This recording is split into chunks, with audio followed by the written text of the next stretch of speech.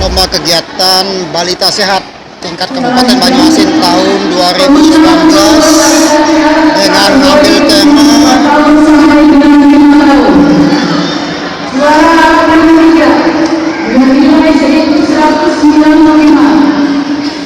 kualitas keluarga penampung perlindungan anak.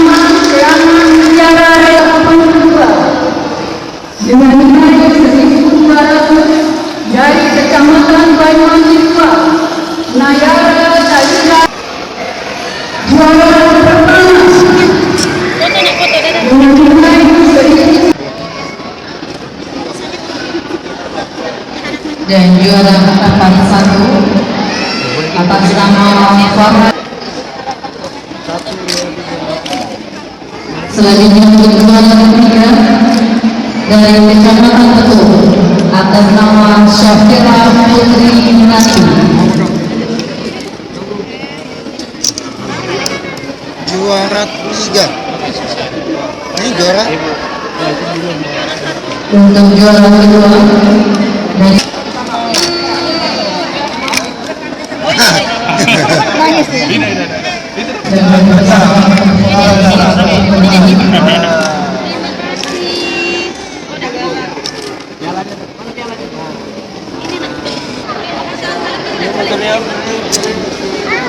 dan teman-teman lomba balita kategori umur 6 sampai dengan 24 bulan. Nanti Lomba ini alhamdulillah diikuti oleh 21 kecamatan. Jadi yang pemenang ini insya Allah akan dilombakan di tingkat nasional. Dan kita yakin dan percaya anak-anak Kabupaten Banyuasin insya Allah tidak kalah bersaing di tingkat Provinsi Sumatera Selatan dan di tingkat nasional nanti. Mudah-mudahan.